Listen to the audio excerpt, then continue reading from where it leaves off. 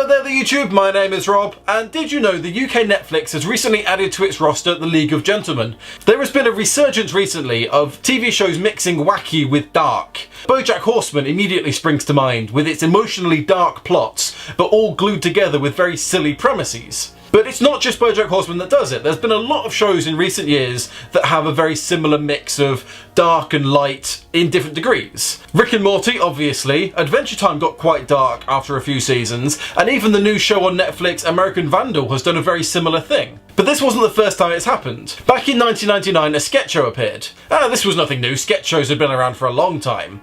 But this sketch show was different in that it was obscenely dark. It set up insane plots to get a laugh from very dark places. Written by and starring Reece Shearsmith, Mark Gatiss, Jeremy Dyson and Steve Pemberton. Now, as I say, sketch shows were nothing new, and even darker elements in sketch shows had been around for a long time. But The League of Gentlemen was different. The League of Gentlemen went off the deep end into darkness. The first episode alone features euthanasia of animals, a man pulling a gun on his friends, and full-on murder.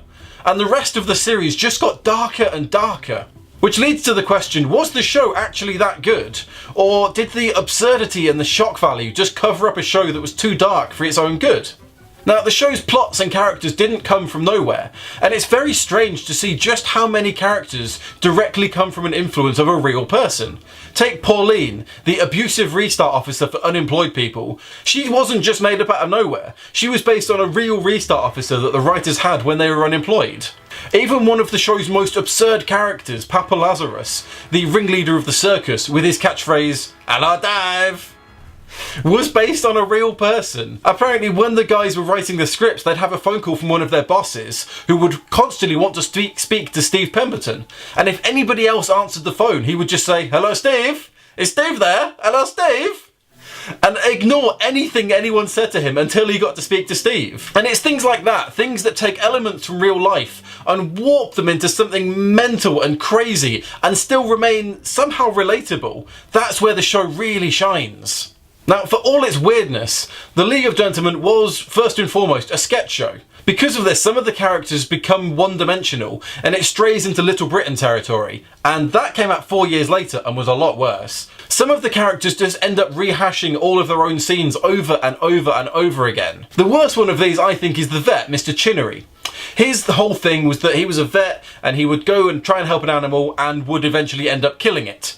And do you know what? For the first time, it was really funny. He goes into someone's house and they have an old dog that he has to put down. So he goes in and he puts the pet down and he's stroking it, and it's a very emotional scene.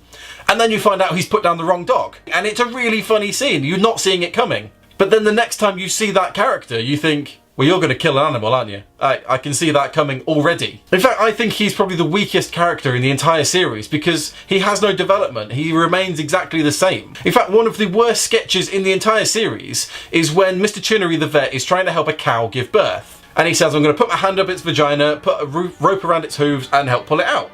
And there's even a group of school children there watching him do this. And he puts his hand up and one of the kids says, "Hold on, you've put that up his bum, not his vagina." And the vet says, "No, I haven't, it just looks like his bum." And the audience is already thinking, "No, you have. You've put up his bum. I can see where this is coming. You're going to pull something out. It's going to be guts and it's horrible." And then the end of the scene, he pulls out the cow's guts. And you start there going, I know. I could see that coming 2 minutes ago. All they could do is raise the gore for his scenes because there's no other way they could shock you. And that became quite a downfall for his character because gore isn't inherently funny.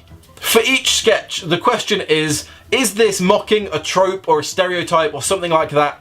Or is the joke just mean-spirited, like most of the Vets ones? And I think they started to realise that they were going too far in the first season, because in the second season they definitely pull back from it a bit and move more into silly territory.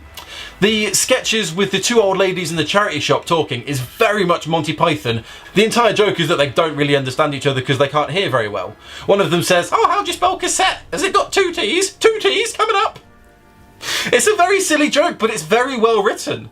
You don't need gore to make a joke funny. The League of Gentlemen was a very important show in paving the way for dark comedies to come. And for that to work, they had to test the waters of how much darkness can you put in a show and have it still succeed. Some of the jokes in the first season may not work as well today, not because they've aged, but simply because they didn't really know what would work. People nowadays have a lot more exposure to shock humour, so some of it there doesn't work as well.